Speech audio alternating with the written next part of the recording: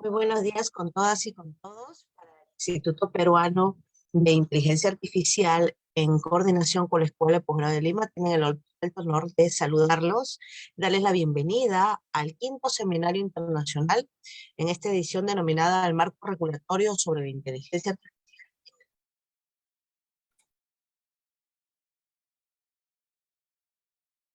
Por ello, agradecemos que haya aceptado la invitación nuestro docente capacitador el día de hoy, el doctor Juan Ernesto Gutiérrez Otiniano.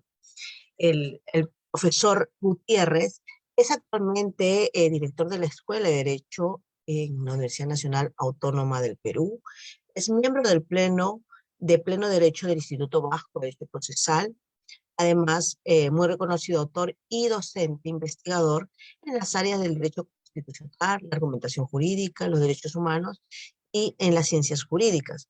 Por ello, es muy importante la participación del doctor Gutiérrez Otiniano el día de hoy por la reciente ley que ha sido promulgada y publicada en el Diario El Peruano sobre lo que es la implementación y la entrada de la inteligencia artificial en el Perú. Por ello, agradecemos que nos acompañe el día de hoy el doctor Gutiérrez Otiniano y le damos la mejor y cordial bienvenida a este quinto Seminario Internacional de Inteligencia Artificial. Muy buenos días, profesor Gutiérrez Otiniano. Muy buenos días con todos ustedes.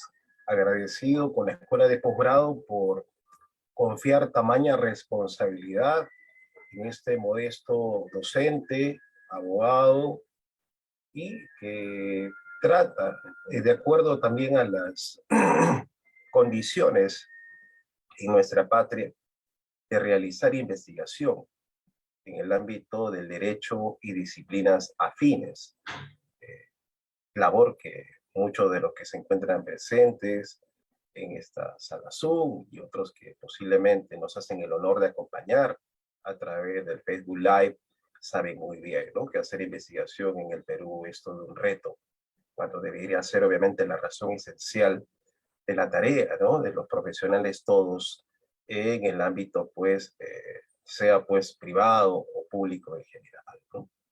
Muy bien ha señalado la doctora Miriam Magallanes, muy gentil con la presentación inicial. Hoy nos vamos a ocupar en los siguientes minutos de las implicancias que tiene la ley 31.814, promulgada el pasado 5 de julio en la edición oficial del Diario El Peruano en nuestro país, y que, por cierto, merece todavía una siguiente etapa denominada de reglamentación, en la que pues el Ejecutivo tiene por lo menos 90 días para poder definir algunos procedimientos, estamentos, posibles plazos y recursos que se tendrán que de pronto destinar para la implementación de este marco normativo, que no es el primero. Sin embargo, sí recibe el nomen juris de ley, dado que al menos en el año 2020, y debemos recordar todos y todas los presentes, en el año 2020, pues nuestro país y el planeta en su conjunto afrontaba un momento bastante álgido. Recordarán que es pues el momento pico de la pandemia por la COVID-19, ¿no? Y durante todo este periodo, hablo del año 2020 en Perú, al menos se han emitido 100 disposiciones que buscaban en tiempo pasado empujar, digamos, el vehículo denominado Estado peruano hacia lo que hoy conocemos muy bien como transformación digital, que es acaso uno de los objetivos que se remarcan bastante bien en el contenido textual de la ley 31.814, que es la ley que regula o que impulsa o incentiva el uso de la inteligencia artificial en nuestro país. Pero para poder entender en esencia, digamos, la repercusión del marco legal de la IA en Perú, vamos en segundos siguientes a proyectarles algunos datos que tienen que ver básicamente con el análisis contextual en el que se realizan, digamos, estas adiciones legales, y luego vamos a ir revisando paulatinamente qué es lo que implica la ley,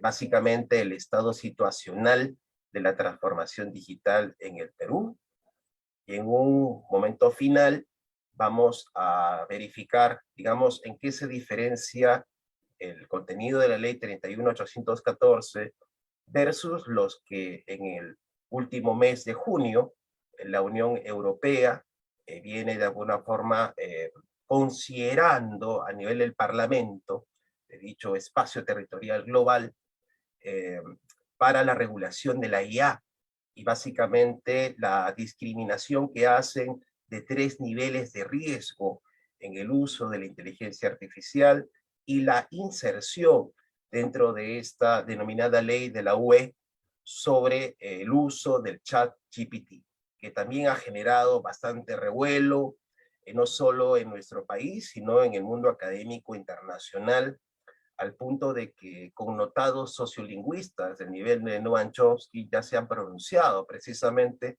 sobre el uso de ello, ¿no? De lo que aparentemente se busca remediar con la IAG, y sobre todo eh, un poquito llamar a la calma, ¿no? A la comunidad global sobre que de pronto la IA tiene un propósito que no podría de pronto sustituir o reemplazar de pronto algunas capacidades que no son inherentes a cada uno de nosotros por nuestra condición humana. Entonces, a partir de ese preámbulo, vamos a proyectar precisamente algunos datos que espero sean de interés de cada uno de ustedes en estas 3 etapas, ¿no? El análisis contextual, la implicancia de la ley 31.814 en el Perú.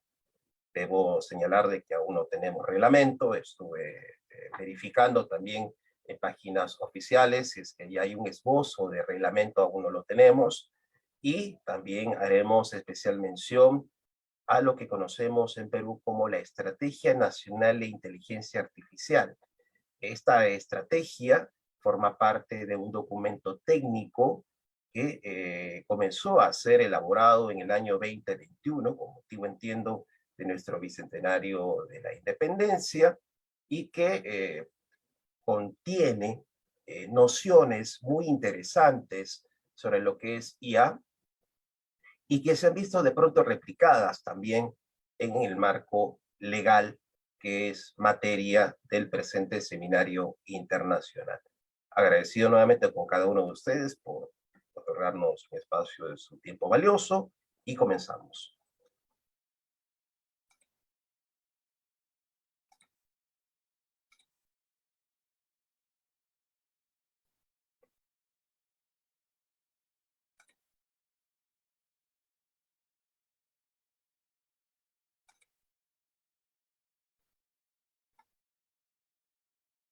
Señor Malpartida, por favor, ruego que me confirme si logran visualizar en pantalla la presentación. Correcto, doctor Juan Ernesto Gutiérrez, correcto, sí se visualiza. Muy bien. Entonces, debo señalar de que la ley 31.814 es sin duda la cristalización de un esfuerzo legislativo de tener en Perú una norma específica sobre esta tecnología emergente, ¿no? Considerada pues como IA o inteligencia artificial, pero en el 2020 ya hemos registrado como Estado al menos 100 disposiciones que han venido empujando a la administración pública peruana hacia lo que conocemos como propósito de transformación digital. Y que no es nuevo, ¿eh? No es nuevo porque si revisamos las 35 políticas adoptadas en el marco del Acuerdo Nacional, al menos en el cuarto eje estratégico, ya tenemos una política o disponemos de una política que busca un Estado más eficiente y sobre todo transparente en lo que respecta pues a procedimientos, trámites, etcétera, etcétera. Bien. Vamos a revisar el contexto en el que se efectúa o se cristaliza esta nueva ley en nuestro país. Doctor Juan, si me permite, doctor, un favor. Por favor, doctora Miriam, la salida del audio, me escriben la salida del audio del Zoom, por favor, para todo el público que nos acompaña el día de hoy. Disculpe, más bien, doctor Juan, la salida de nuestro audio.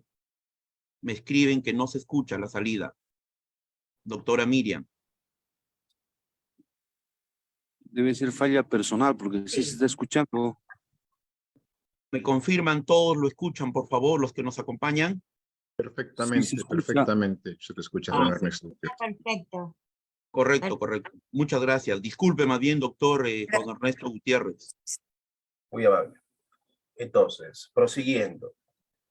Mencionaba de que la ley 31.814 es, digamos, la cristalización de un esfuerzo legislativo muy importante, pero que tiene como soporte un documento de trabajo de una comisión técnica que ya viene realizando sus labores desde el año 2021 y en el que se ha desarrollado toda una estrategia nacional en materia de inteligencia artificial, pero que tiene como preludio las 100 disposiciones emitidas durante el año 2020 para poder alcanzar, digamos, ciertos porcentajes de avance en materia de transformación digital.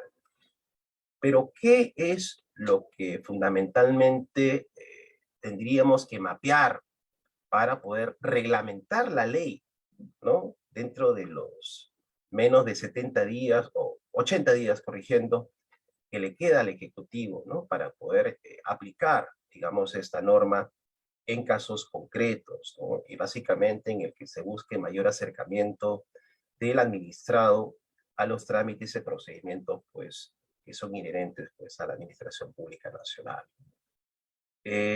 Por ejemplo, un primer dato que nos permite, obviamente, visualizar el INEI, ¿no? De que hacia el segundo trimestre del año pasado, o sea, junio, perdón, estamos hablando hacia agosto, trimestre, corrección.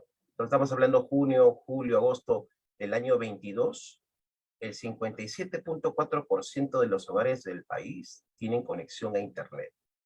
O sea, estamos hablando de un porcentaje importante, pero de pronto no suficiente para alcanzar uno de los principios que veremos luego, forman parte del artículo primero de la ley 31.814, que es la de tener una sociedad digital.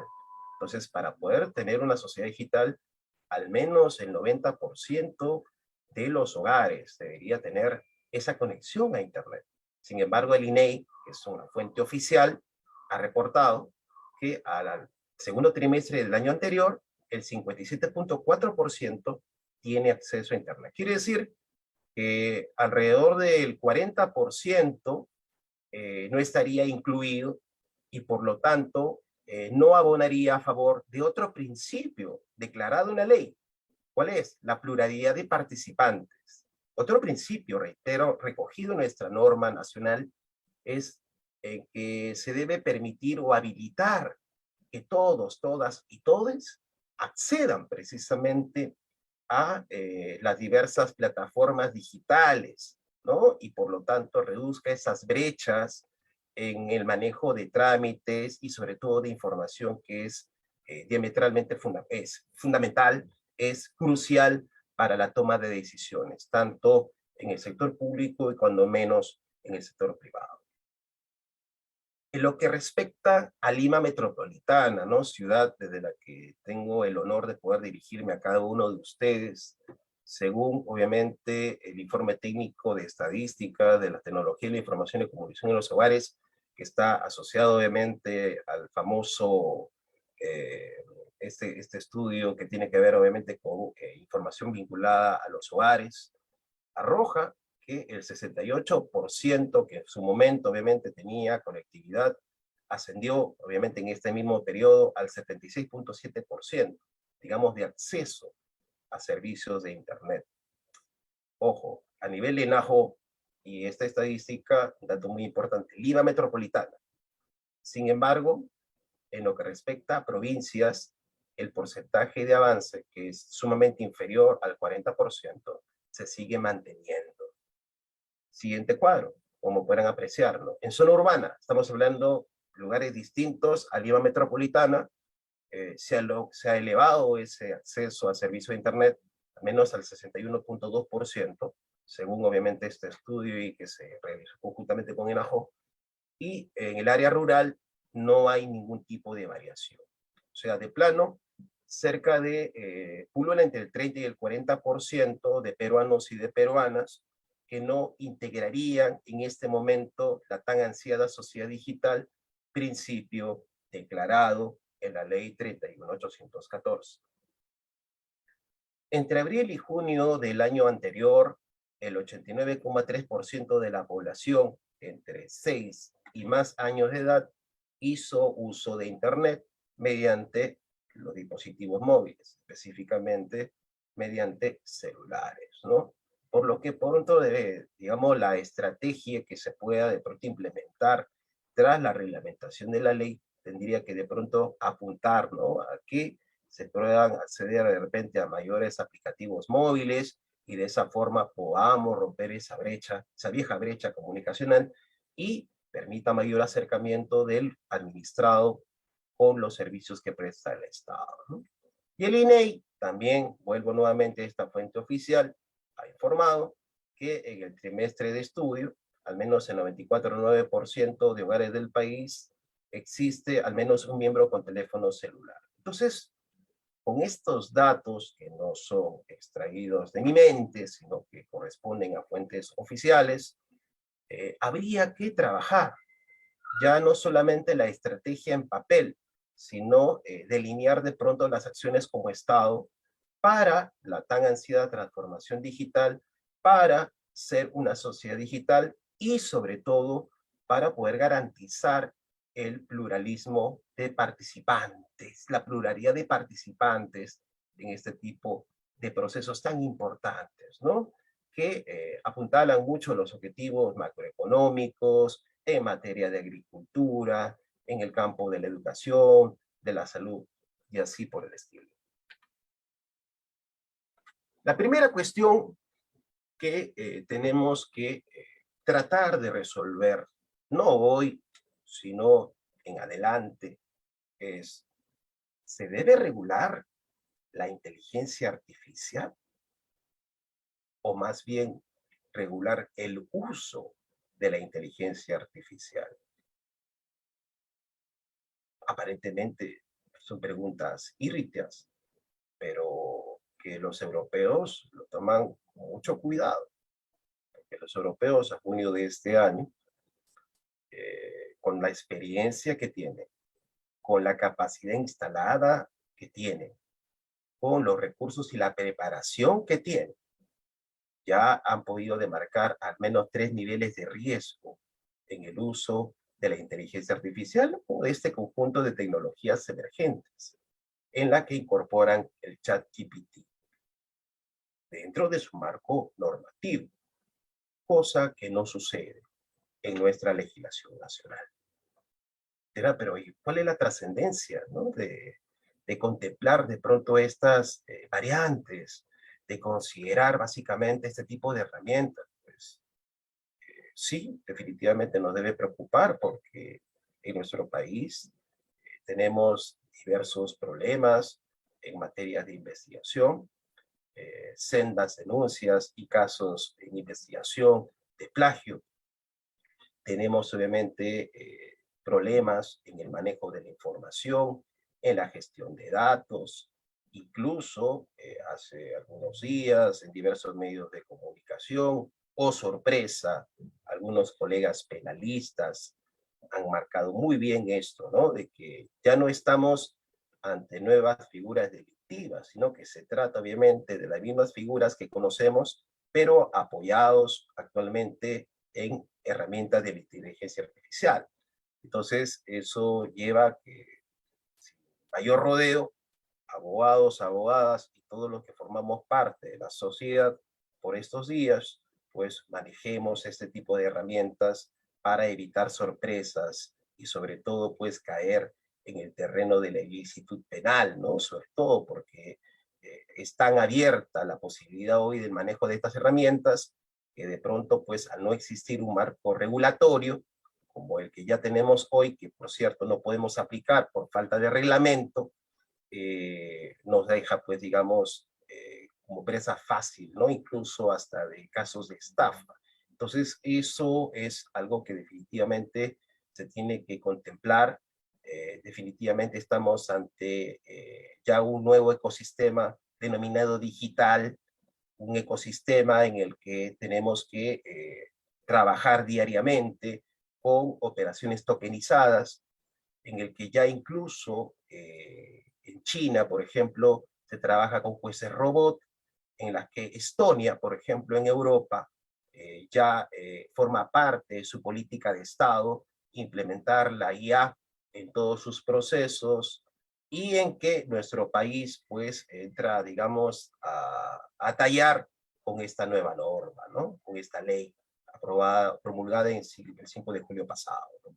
Entonces, definitivamente se intenta, al menos los esfuerzos que he podido investigar en otras latitudes, de regular la IA, cuando en realidad lo que se debe apuntar es a regular el uso de la inteligencia artificial.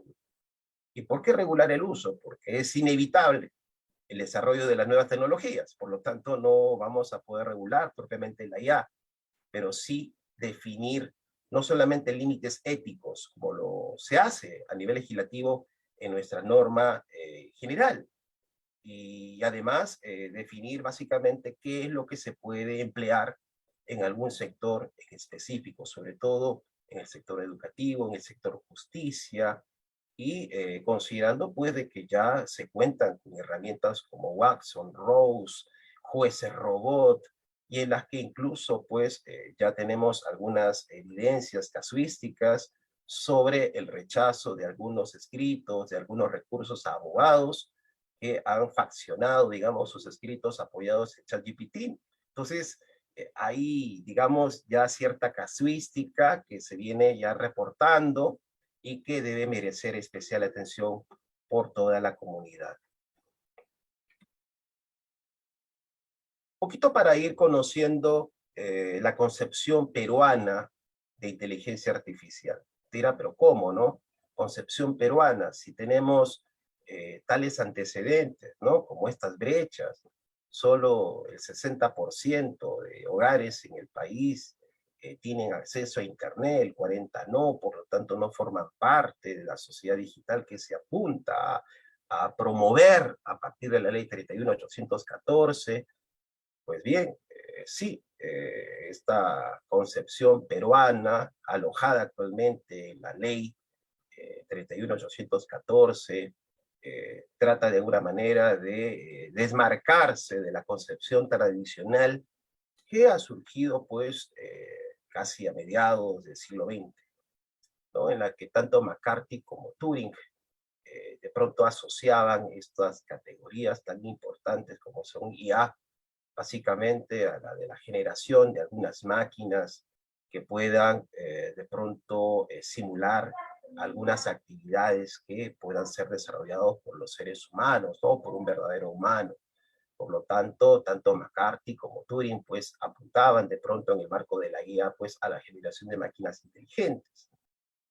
Sin embargo, tanto a nivel del documento técnico que contiene la Estrategia Nacional de Inteligencia Artificial en el Perú, y que también replica o que se replica en el artículo primero de la ley 31.814, parte de la premisa de que la IA en el Perú, en el marco de la ENIA, es un sistema electrónico mecánico que puede obviamente realizar una serie de actividades muy importantes, ¿no? En el ámbito de las predicciones y hasta recomendaciones a las que se le tiene que dotar de un nivel de autonomía, y que sin duda pues puede influir en áreas tan sensibles como la neurociencia, la lingüística y hasta la robótica, ¿no? Me quedo con esto último que tiene que ver con el ámbito de la neurociencia. Recientemente se publicó un trabajo titulado Neurociencia y Proceso Judicial, bajo el sello de Marcial Pons, en que se recoge los aportes de ya el fallecido profesor italiano Michele Tarufo, acompañado por el señor Jordi Nieva Fenol, en el que si plasman de pronto o se revela la impronta de la IA, en especial en el ámbito de la neurociencia, ¿no? Sobre todo en el terreno probatorio, que es fundamental y que, por cierto, ya la Corte Constitucional de Colombia, ojalá hubiera algún hermano colombiano en sala, ya viene implementando en asuntos laborales, ¿no? Y imagínense ustedes, ¿no? Abogado o ciudadano que desconozca obviamente el avance o el impacto que tiene esto en el ámbito de la neurociencia, pues definitivamente no podría comprender el alcance de estas pruebas neurocientíficas que están siendo valoradas por jueces en tribunales especializados ya en América Latina y en especial en Colombia, ¿no? De igual forma, en casos que tienen que ver con asuntos de moda en Nueva York y en el propio Barcelona, España, ya están siendo considerados a la luz de famosas pruebas electrónicas. Y también en cuanto al manejo del token, obviamente, o los NFT o FT, ¿no? El token que permite hoy tener incluso hasta derechos de propiedad digital, etcétera. En el ámbito de la lingüística también, incluso más de un CEO en el ámbito pues, de las tecnologías, nivel Bill Gates, ¿no? Ha señalado de que una lista de posibles oficios se verían de pronto afectados con el avance de la inteligencia artificial, incluso algunos amigos personales que se dedican a la traducción, ¿no? Gente que conoce muy bien los idiomas, ¿no? Y otros que han desarrollado tareas de orden administrativo preocupados, ¿no? Por la revelación de Bill Gates a principios de este año sobre cuáles son los 13 o 14 oficios que se verían afectados por ello. Yo diría más bien que esto se va a ver repotenciado, ¿no? Básicamente porque un poco en la línea de lo que ha planteado Noam Chomsky en una conferencia internacional, pues lo único que no se podrá reemplazar con la guía es la capacidad crítica, ¿no? Que desarrolla y que tiene muy bien, obviamente, el ser humano, ¿no? Y ni qué decir en el ámbito de la robótica, ¿no?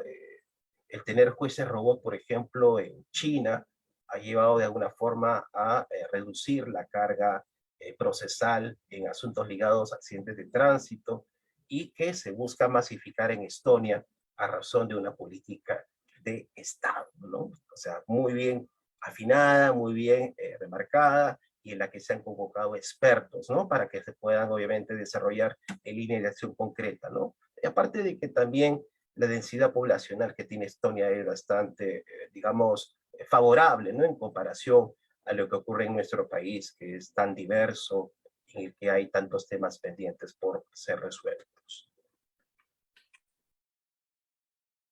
En pantalla tienen ustedes el resumen, digamos, de lo que implica la ley 31.814, la ley que incentiva, promueve el uso de la inteligencia artificial en el Perú.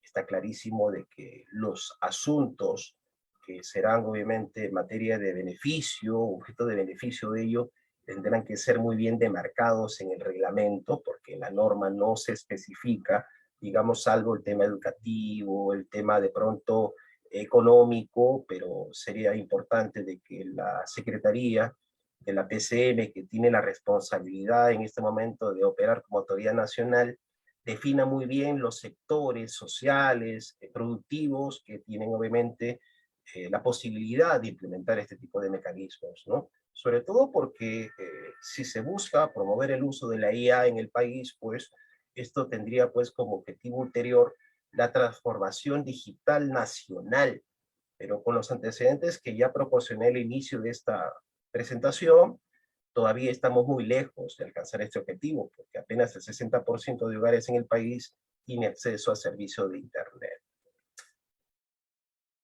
El artículo primero de la ley en mención recoge una lista de lo que se ha denominado legislativamente como principios. Practicando una interpretación sistemática, puedo señalar de que en realidad se trata de condiciones más que de principios, ¿no? Porque digamos, jurídicamente hablando, los principios no necesitan estar positivizados, dado que son normas metajurídicas, son normas universales, y por lo tanto no requieren de estar, obviamente, escritas en papel o en texto alguno. Sin embargo, a la luz de la interpretación que acabo de referir, podemos señalar que se trata más bien de condiciones, porque si pretendemos en el Perú implementar este tipo de tecnologías emergentes en el marco de la IAG sobre todo, lo primero que se tiene que garantizar es la seguridad basada en riesgos, ¿no? Pero en la ley se plasma de manera general. Sin embargo, los europeos ya han señalado 3 niveles. Uno, que es riesgo bajo, en el que se busca básicamente transparentar los procesos. El riesgo moderado medio, en la que definitivamente ya, digamos, cuando se ve en tela de juicio o de riesgo los derechos fundamentales o la seguridad, por ejemplo, sobre todo en información sensible que administran las entidades financieras para evaluar la solvencia, ¿no? Y establecer sobre todo esa famosa calificación crediticia, ¿no? A la que muchos de los aquí presentes, y gracias por estar, pueden obviamente solicitar, ¿no? Alejandro, no me hagan bulla.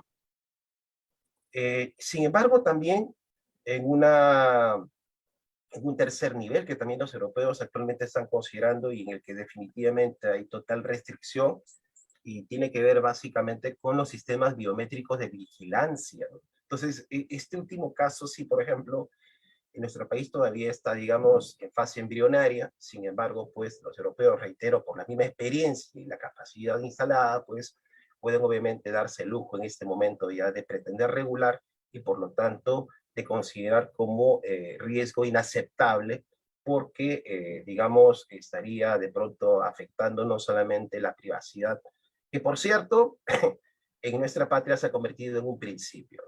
Sí, así está. El artículo primero de la ley enseña en comentario, en el literal F, señala privacidad de la inteligencia artificial, cuando en realidad allí el nomen juris correcto debió ser, ¿no?, protección de la privacidad de los usuarios de la inteligencia artificial. Pero bueno, eso también ya lo precisaremos luego. Otra de las condiciones que coadyuvaría de pronto a tener una sociedad digital en el Perú es la pluralidad de participantes, ¿no? Y que dado el contexto actual, de pronto quedaría en mera retórica, ¿no? Porque solo alcanzamos el 60% de hogares en nuestra patria que tienen acceso a Internet. Aun cuando hacia el año 2011 y 13, ya en el mundo hablamos del derecho humano al Internet, que sigue siendo tarea legislativa pendiente en nuestro país, ¿no? Porque si hablamos de derecho humano al Internet, entonces allí sí podríamos hablar de políticas muy bien definidas que permitirían de pronto, pues, convertirnos en una sociedad digital y alcanzar el objetivo de la transformación digital nacional. La gobernanza de la Internet, vuelvo a la pregunta inicial, ¿no? ¿Debemos regular la inteligencia artificial o el uso de la inteligencia artificial, ¿no? Aparentemente, este principio así titulado en la ley, que en realidad es una condición, hace referencia a la definición de un marco normativo que permita de pronto señalar límites. Incluso uno de los principios que también digamos, se considera en el marco normativo es el del desarrollo ético, que no necesitaría de pronto estar regulado expresamente, pero bueno, está allí, ¿no? Entonces, la gobernanza del Internet supone, pues, definir procedimientos, normas, plazos, autoridades, instancias que entiendo en el reglamento, dentro de muy poco, ojalá, se puedan obviamente señalar de forma taxativa, ¿no? Sociedad digital, se entiende de que el acceso a la información, pues, tendrá que ser obviamente masivo, transparentado, así se define incluso en la propia norma. Sin embargo, reitero, el contexto situacional nos lleva a apuntar de que aún con reglamento y todo, pues, tendríamos obviamente que encaminar mejor la estrategia nacional de IA para que podamos como país alcanzar ese objetivo. El desarrollo ético En el reglamento se tendrá que definir, digamos, las consecuencias administrativas, ¿no? De no respetarse de pronto los límites normativos ya predefinidos y reglamentados, más que una censura de carácter de pronto moral, ¿no?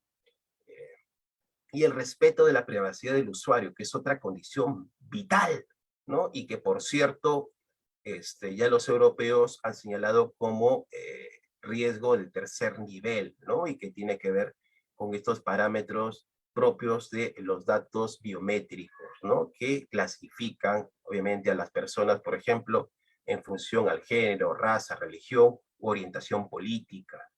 Entonces, esto último es fundamental, pero primero tenemos que reconciliar algunos temas o solucionar algunos temas pendientes, ¿no?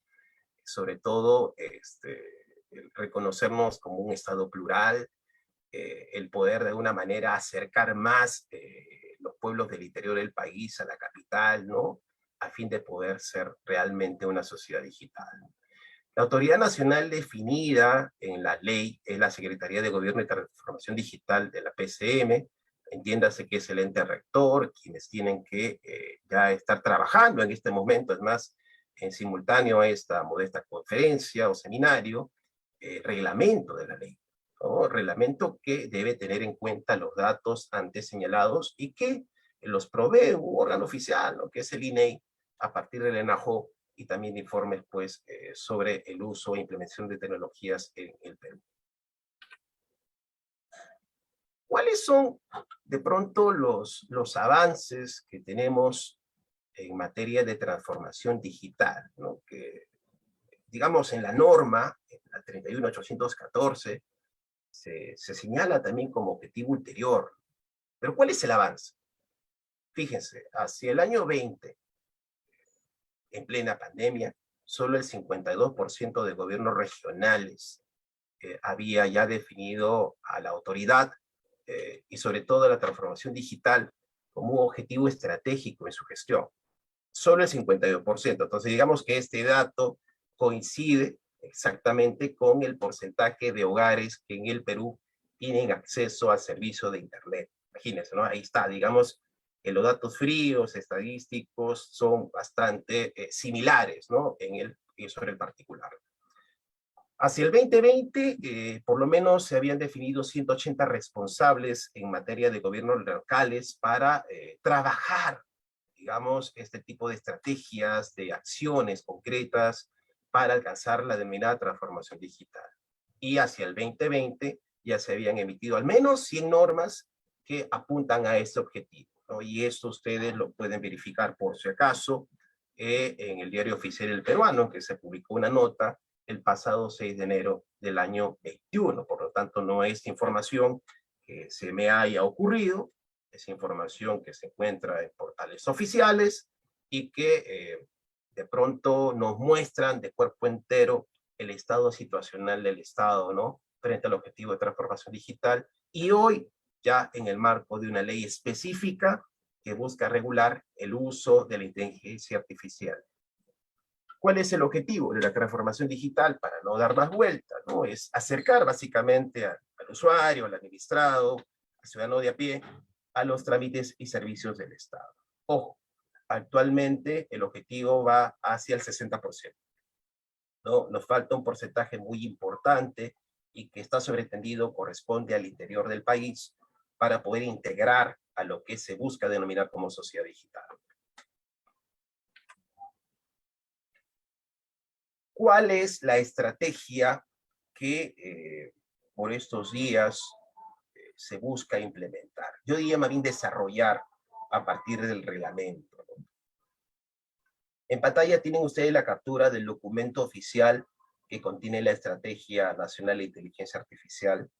Es un documento técnico, ha sido desarrollado por un equipo técnico muy interesante, muy diverso, gente que tiene mucha preparación, manejo, obviamente, de las herramientas de inteligencia artificial, pero sugiero, modestamente, de que las estrategias siguientes tengan en cuenta los datos estadísticos oficiales actuales, para no dar un salto al vacío, sobre todo en el marco de la reglamentación.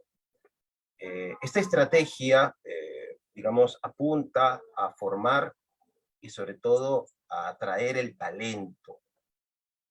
¿Cómo está eso de atraer el talento? Incluso la propia ley 31814 apunta a ello, ¿no? A generar el talento, desarrollar el talento digital. Yo diría más bien lo que se tiene que promover es el pensamiento digital en la ciudadanía, ¿no?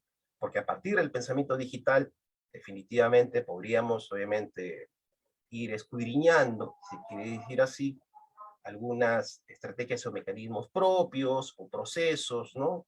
Que permitan potenciar la IDI, que es la IDI, ¿no? La investigación, el desarrollo y la innovación, sobre todo, respaldados en la inteligencia artificial. Vamos primero el tema de investigación, ¿no? Estamos todavía como país en falta, estamos al debe, como se dice en términos contables, todavía en materia de investigación, dado que no estamos explotando del todo estos mecanismos de inteligencia artificial.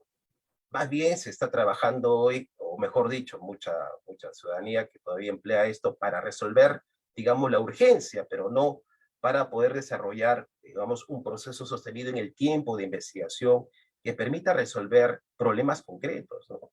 Hablamos de pobreza, por ejemplo, multidimensional, que es un caso, digamos, poco abordado en el país. No se trata, por ejemplo, el impacto aún del calentamiento global en nuestro país. Se nos viene, obviamente, de un fenómeno climático bastante interesante, digo interesante, por no decir alarmante, en la que definitivamente estos mecanismos de inteligencia artificial serían de muchísima ayuda. Por lo tanto, no tendría por qué hacerse esperar tanto el reglamento y no tendría por qué hacerse esperar tanto las acciones concretas, porque si la IA, bajo el concepto asumido por los técnicos en nuestro país, tiene que ver con sistemas predictivos, entonces la IA nos podría ayudar de alguna forma también a poder predecir o estimar posibles daños o consecuencias, ¿no?, de estos fenómenos, porque sabemos que siempre hay margen de error, pero igual de pronto nos ayudaría a tener siempre bajo la manga algunos planes de contingencia, ¿no? En lo que respecta al desarrollo, ¿no?, fundamentalmente el desarrollo nos va a permitir no solamente crecer, digamos, económicamente, porque incluso en la norma, en la ley, se hace referencia a un modelo económico sustentado precisamente en la inteligencia artificial, ¿no? Pero insisto, ¿no? O sea, para poder hablar de modelos, para hablar de prototipos, para poder hablar de estrategias nacionales, lo primero que se tiene que resolver son las brechas digitales, ¿no? Sin eso no es posible hablar de sociedad digital y mucho menos, pues, de trabajar de forma seria y sostenida, ¿no?, hacia un objetivo mayor que la transformación digital nacional. Y en lo que respecta a innovación, quienes son abogados y forman parte de esta sala y me hacen el honor de acompañar, sabemos perfectamente de que algunas profesiones, en especial en el país, tienen muy marcado esta variable, ¿no? Sin embargo, el tema innovativo todavía en algunas otras profesiones están siendo, digamos, proceso de desarrollo, proceso de implementación de propuestas, si se quiere decir así, en dichos términos. Sería importante, por ejemplo, de que los estudios legales y sobre todo los procesos de consultoría se puedan de pronto convertir de pronto en aplicativos móviles. Dirán, pero ¿y usted que habla tanto de inteligencia en este momento artificial, usted ha trabajado en algún proyecto, tiene alguna propuesta concreta? Pero debo decirles de que durante el periodo de pandemia, conociendo precisamente de estos datos, propuse obviamente, y lo he implementado, es un proceso de consultoría legal aplicando estos mecanismos. Hoy estamos ya a días de poder implementar un aplicativo móvil que permita en tiempo real que abogados, gente que está ligada al derecho pueda servir de forma gratuita y online en tiempo real, no solamente a 1, a 10 o a cientos de usuarios, sino a miles y en forma simultánea. Entonces eso de alguna forma implica, pues, digamos, capitalizar de forma positiva este tipo de avances en materia de tecnologías emergentes, ¿no? En lo que respecta a modelo económico, tal y conforme lo señala esta comisión técnica que ha desarrollado la Estrategia Nacional en materia de IA, ¿no? Importante es poder integrar la IA en la cadena de valor de las organizaciones empresariales, pero para poder integrar, reitero, la cadena de valor, primero tenemos que trabajar en procesos de formalización empresarial, ¿no? Importante esto, ¿no? Hay un trabajo que tiene que ver con propuestas del Bicentenario, en el que el economista señor Llanos hacía referencia a un ejercicio, digamos, de formalización empresarial en el que X entidad había pues ofertado gratuitamente realizar estos trámites, digamos que fueron convocados 100 y aun cuando el trámite era costo cero, solamente el 20% se presentó a este proceso. Entonces, digamos ya aquí hay un tema de interés, no podría decir cultural porque sería de pronto atrevido de mi parte. Sin embargo, pues integrar la IA en la cadena de valor de las organizaciones empresariales en el Perú implicaría primero resolver un problema latente, ¿no? La informalidad. De igual forma, dentro de las estrategias pulula una que es denominada infraestructura tecnológica, ¿no? Y que tiene que ver con el acercamiento del usuario a los servicios de Internet para que se pueda concretar la siguiente, que es la gestión de datos, ¿no? Para gestionar datos, pues tenemos que acercar al ciudadano, ¿no? A las diversas plataformas. Pero profesor, señor Gutiérrez, desde el año 2011 ya se viene trabajando con la plataforma PIDE, con la plataforma de interoperabilidad del Estado. Sí, perfecto. Sí, pero para que pueda pues ahí aparecer o figurar cierta información, tienen que haber convenios aún entre entidades del Estado. Entonces no es tan sencillo, obviamente, almacenar tanta información que sería de interés, obviamente, para todos y para todos los presentes. Y sobre todo, manejarse dentro de una estrategia de colaboración, ¿no? Sector público y privado. Sabemos perfectamente que la idiosincrasia en nuestro país no ayuda precisamente a generar estos mecanismos de colaboración. Prueba de ello, reitero, en la plataforma PIDE, que entre propias entidades del Estado ha llevado a que aún el ciudadano tenga ciertas limitaciones de acceso a información, que de pronto podría estar de acceso, obviamente, en plataformas, incluso en las propias, las propias acciones que emplean o que desarrollan algunas entidades del Estado, pues todavía aún con esa supuesta interconectividad o conectividad o interoperabilidad, pues ha llevado a más de un problema burocrático. Por lo tanto, la colaboración será crucial en la medida de que se soporte, obviamente, en estrategias concretas que permita, obviamente, derribar esas barreras burocráticas, primero entre entidades públicas y luego entre entidades públicas y del sector privado, para poder, gestionar información que nos permita poder accionar o desarrollar acciones o actividades colaborativas para una adecuada gestión de datos en el marco de una verdadera infraestructura económica, tecnológica, que permita integrar la inteligencia artificial en la cadena de valor de las organizaciones empresariales formales en el país y que a la postre pues permita potenciar la investigación, el desarrollo y la innovación en el Estado peruano. Como cierre de mi breve intervención, ¿qué es lo que podría de pronto considerarse, ¿no? En la fase de reglamentación de la ley? Porque eso es lo que sigue, ¿no? ¿Cuál es el estatus de pronto de la experiencia europea en materia de regulación del uso de la inteligencia artificial, ¿no? Este proyecto se viene cocinando desde el año 2021, en el marco del Parlamento Europeo. Ha incluido hacia junio de este año el ChatGPT, un mecanismo, digamos, para que sea regulado normativamente hablando, y en el que muy bien se están distinguiendo, reitero, 3 niveles, ¿no? Uno en el que podemos obviamente accesar a determinadas herramientas que no representan o constituyen riesgo alguno para los usuarios, pero igual, se trasladan obligaciones generales de transparencia, que eso es fundamental. Otro nivel denominado de riesgo alto, en el que sin duda, al administrarse información sensible, sobre todo, como ya lo mencioné hace instantes, por entidades financieras para calificar, crediticiamente hablando, pues puedan de pronto generar, algunos, o facilitar en todo caso la comisión de algunos hechos delictivos, como el caso del primer reglaje, ¿no?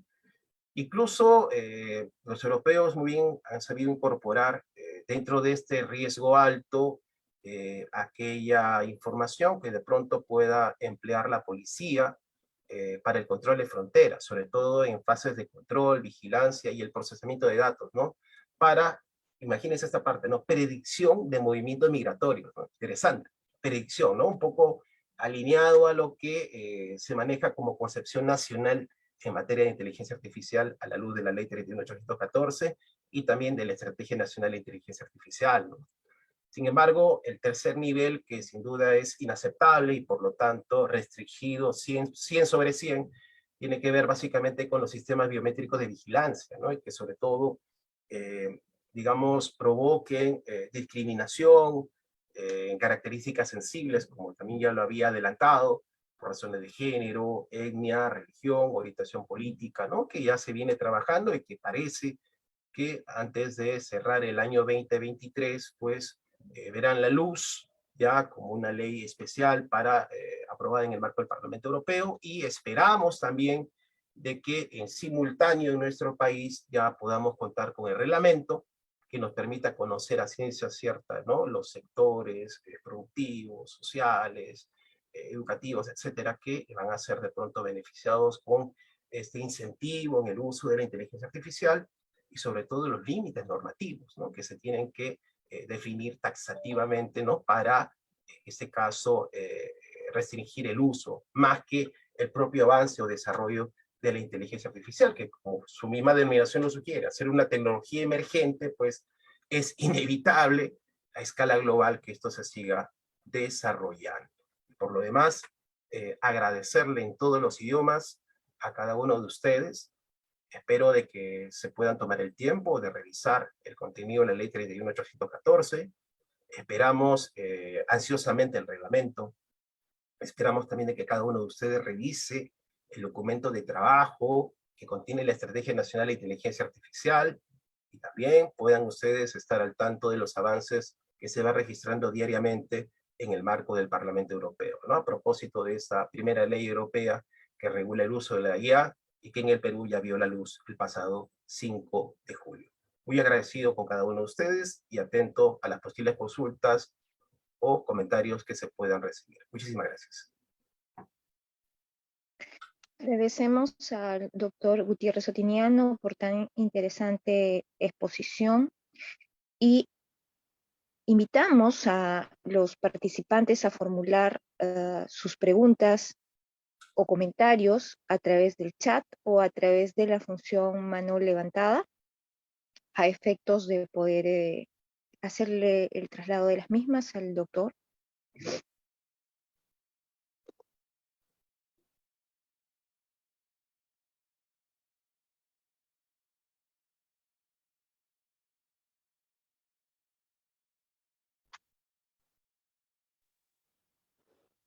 Doctor, buenos días. Muy buenos días. Doctor, una consulta. O sea, en realidad, inteligencia artificial, ¿no? Que probablemente todavía a nosotros recién estamos, nos falta bastante, ¿no? Para llegar a la brecha que se estaría ya, llegando a un máximo, ¿no? Siquiera digamos, un 80%, ¿no? Porque hay lugares donde ni siquiera van a poder tener acceso. Entonces, en este caso, por ejemplo, en el caso de que, por ejemplo, los sistemas que tenemos en lo que es el Poder Judicial todavía no tienen acceso, es más, muchos abogados antiguos, y le digo con experiencia, ¿no? Antiguos ni siquiera todavía tienen acceso, por decir, a lo que es lo que es el sistema digital, ¿no? Entonces todavía aquí nos estaría faltando varias cosas. Uno es que es la capacitación a nivel general, digamos, en todos los niveles, ¿no? Como un derecho fundamental. Incluso ya tendríamos que variar la Constitución, ¿no? Para que se pueda acceder en diferentes niveles y también hasta qué forma, ¿no? Una masificación de conocimiento mínimamente. Y creo que para eso todavía nos falta, ¿no? Y lo que sí realmente veo, o sea, se ve, ¿no? De que hay muchas carreras que incluso ya van a ser desplazadas, entre ellas la carrera de Derecho, ¿no?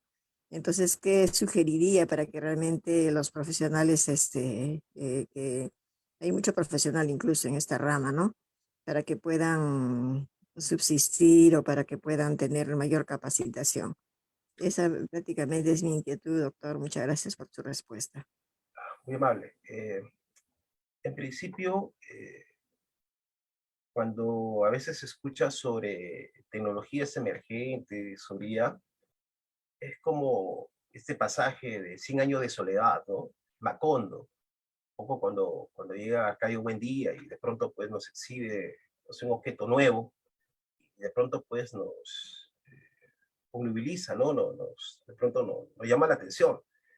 En realidad no es nada nuevo, ¿no? Sobre IA se viene trabajando ya desde la década de 50, ¿no? Del siglo pasado. Entonces, si desde el 50 que se registran avances en materia de inteligencia artificial, ninguna de las profesiones que usted muy bien acaba de listar ha tenido de pronto ese riesgo de ser desplazado, pues en la actualidad lo que más bien, lo que nos empuja básicamente es a potenciar, digamos, determinadas capacidades que un profesional tipo en cualquier ramo de especialidad pues tiene que obviamente desarrollar. Por ejemplo, ¿no? Watson Rose nos van a permitir de alguna forma, o nos permiten, y hay otros sistemas, incluso en Legal Tech, mucho más avanzados, que nos permiten obviamente analizar jurisprudencia, pero eso no es nuevo.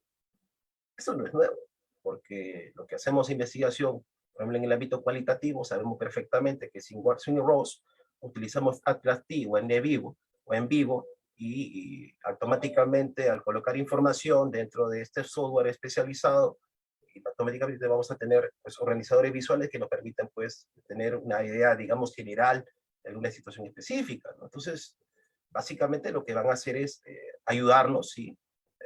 A reducir costo de tiempo para realizar determinados procesos, pero indiscutiblemente, pues, nuestra carrera y las determinadas carreras no van a ser reemplazadas, yo diría más bien potenciadas, ¿no? Básicamente.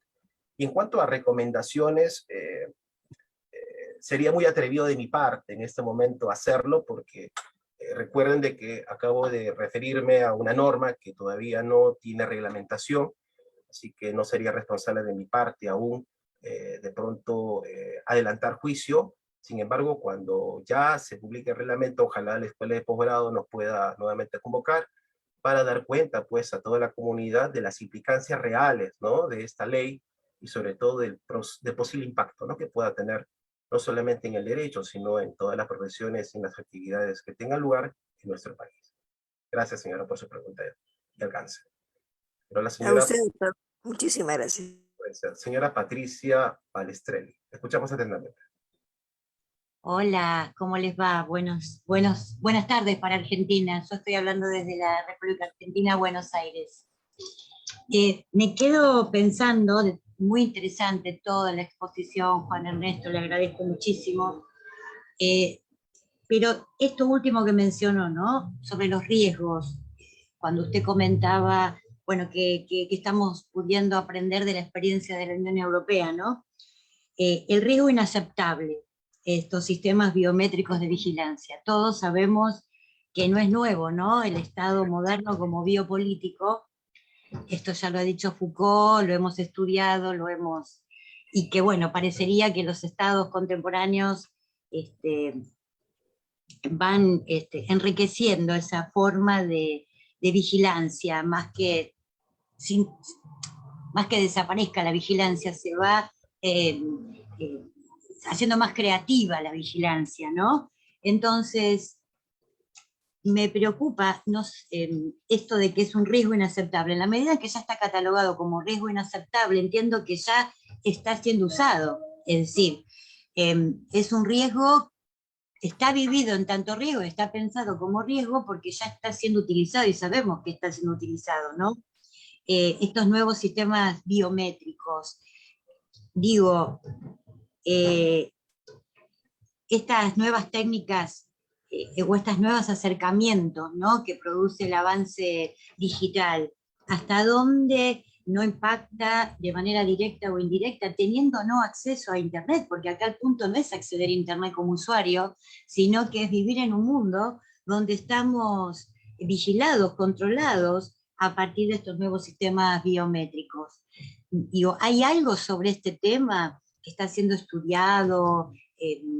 analizado en algún lugar del mundo, ¿no? Porque una cosa es el uso, yo entiendo que hay que regular el uso, pero también sabemos que el uso no se puede regular al 1000%. Así es. Entonces, digo, usted como abogado que conoce del tema, digamos que me pregunto, ¿no? Yo me dedico a la formación docente en este momento de mi vida, me dedico a la educación, me preocupa hasta qué punto todo esto no termine siendo un modo de construir ciudadanía digital, ¿no?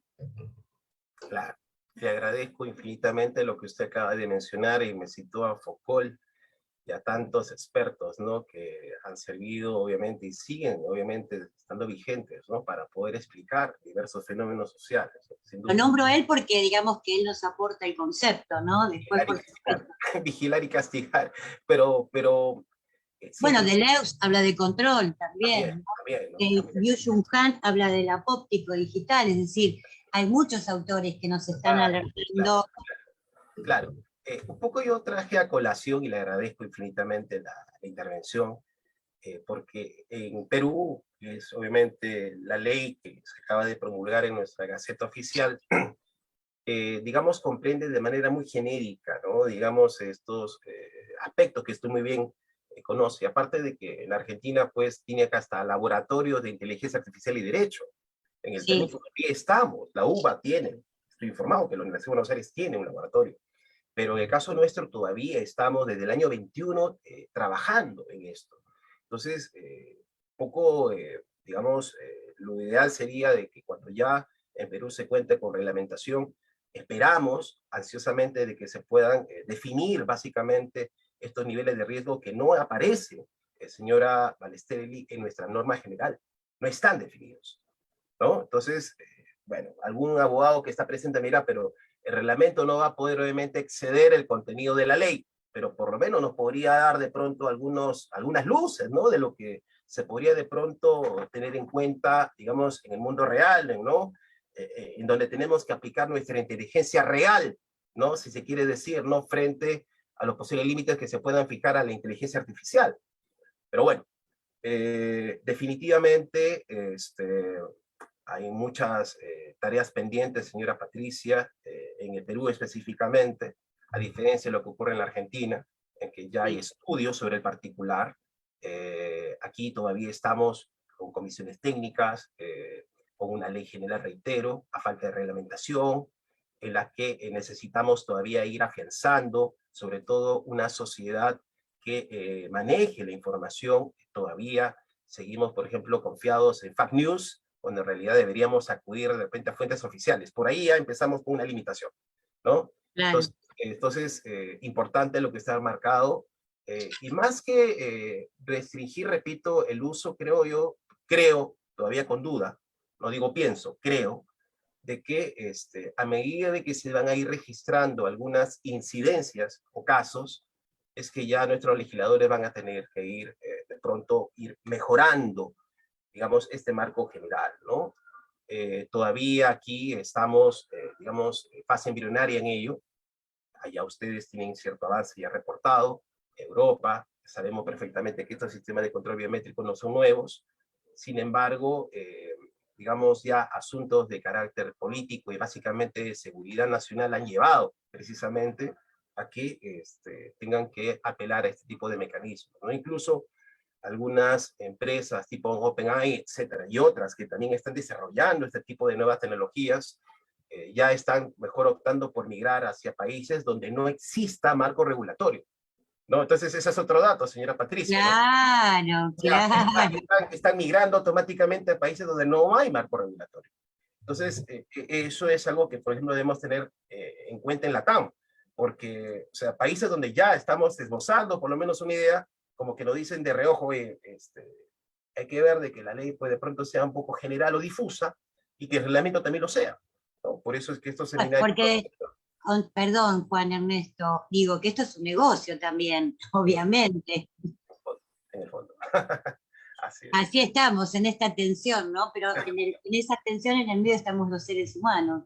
Así es. No, incluso la ley peruana remarca muy bien esto, ¿no? De que de ninguna forma alguna acción que tenga que ver, obviamente, con el uso de este tipo de herramientas puede ir en contra de la dignidad de la persona, ¿no? Claro. Sigue siendo el presupuesto ético y jurídico no solo de los derechos fundamentales de la dignidad, sino también de estos nuevos procesos, ¿no? Enmarcados en las nuevas tecnologías. Bueno, muchas gracias, muy amable. A usted. Muchísimas gracias, profesor Juan Ernesto Gutiérrez Otiniano. El día de hoy ha sido una fructífera jornada académica. Damos por concluido entonces este quinto seminario sobre la inteligencia artificial en el Perú y quedamos con la esperanza de que nos pueda acompañar en una siguiente edición ya para un tema más jurídico y también filosófico. Muchísimas gracias. Excelente día para todos y para todas en América Latina y el mundo. Muchas gracias a todos. Gracias, doctor. Muy amable, profesor.